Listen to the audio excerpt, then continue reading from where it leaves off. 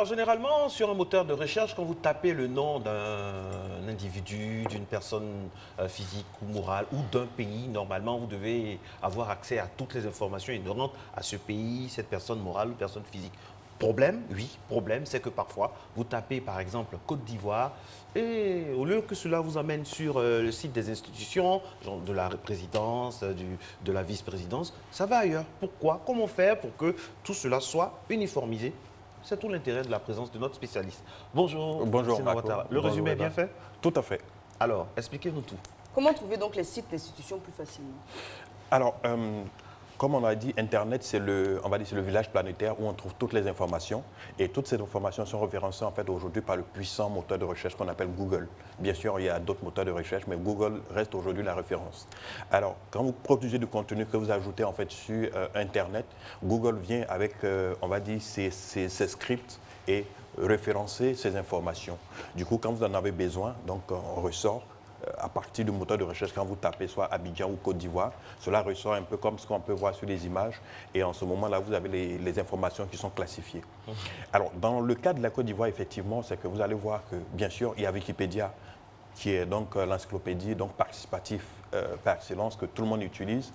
Mais aujourd'hui, après Wikipédia, pour trouver les informations quelquefois sur la Côte d'Ivoire, qui est un pays et toutes les informations qui y sont donc référencées, il est difficile, par exemple, les sites de ministères, les sites de la présidence, les sites de gouvernement, etc. Donc ça paraît donc assez compliqué parce que des sites comme Wikipédia ou alors des sites d'information donc prennent réellement, on va dire, le pas sur réellement nos institutions, tout simplement parce que nos sites web en fait, d'institutions ne sont pas bien référencés sur les moteurs de recherche, sur les annuaires et sur Google. Voilà. Alors, moi, j'ai remarqué, par exemple, que quand on est à l'extérieur, et on voit souvent, régulièrement, des publicités de pays, de différents pays, l'île Maurice, l'Égypte, au niveau culturel, le Cap-Vert. Mais quand on tape Côte d'Ivoire, c'est difficile. Hein. Alors, pourquoi il est difficile d'avoir des informations, on dirait, fiables concernant notre pays? C'est dû à quoi?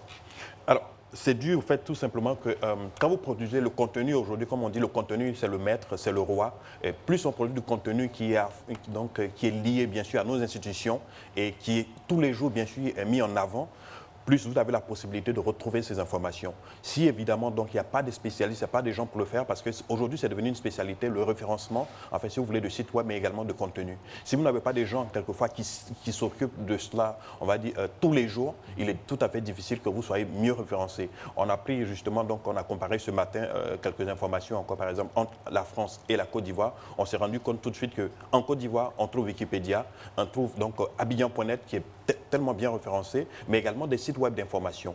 À côté de cela, on trouve, on va dire, des informations, par exemple, des sites web où on fait référence à la Côte d'Ivoire comme RFI, France 24, etc. Et réellement, donc, les sites d'institutions ou même des sites de Côte d'Ivoire viennent, on va dire, en queue, justement, donc, dans la recherche de Google. Ça veut dire qu'il y a réellement un travail à faire. C'est des spécialistes, quelquefois, qui sont ce qu'on appelle donc les spécialistes en optimisation de moteurs de recherche, qui doivent réellement faire ça pour que la Côte d'Ivoire soit mieux référencée sur les moteurs de recherche, principalement sur Google. Alors, sur les réseaux sociaux, par exemple, sur Facebook ou sur Twitter, on a ce qu'on appelle des comptes fake de personnalités. Donc, pour pallier ce problème-là, ces différents réseaux sociaux ont décidé donc de, comment dire, de certifier voilà, les comptes des personnalités. Comme ça, quand on voit la petite flèche bleue, je dirais, on sait tout de suite qu'on est sur le véritable compte de la personnalité en question. Alors, en ce qui concerne la Côte d'Ivoire, on a quelques personnalités qui sont certifiées, notamment Alain Le Bognon, le président Guillaume, tout à fait, le président de l'Assemblée nationale, Jean-Louis Billon, par exemple. Le président de la République, par exemple, n'est pas certifié encore. Son compte ne l'est pas, le compte de la Côte d'Ivoire non plus. Et beaucoup d'autres comptes d'officiels ne le sont pas. Ne le sont pas.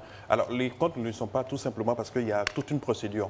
Aujourd'hui, quand vous avez Facebook ou Twitter, Twitter, par exemple, vous permet aujourd'hui de remplir tout un formulaire et de pouvoir envoyer votre requête. Et après analyse, donc, on certifie évidemment votre compte comme de personnalité, institution ou alors quand vous êtes, on va dire, une organisation ou une autre.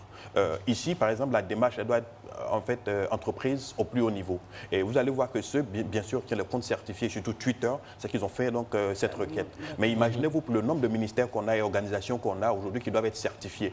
Ça veut dire qu'à un certain moment, il y a une institution, il y a on va dire une organisation qui s'en occupe en réalité. Je pense normalement qu'on a par exemple tous ceux qui sont les régulateurs dans le domaine, mais également on a tous les gens qui font partie de la, on va dire, de la sphère, de la web sphère. mais également de l'écosystème qui doivent pouvoir réellement donc s'asseoir et puis réfléchir à comment faire pour faire certifier les comptes Twitter et Facebook en Côte d'Ivoire. Alors, il y a une chose qu'on a pu remarquer, c'est que quand vous arrivez sur les sites en fait, des ministères en France, vous avez quasiment tous les sites donc, des ministères ou alors des comptes Facebook qui sont certifiés. Et chez nous, on n'a aucun ministère qui est certifié.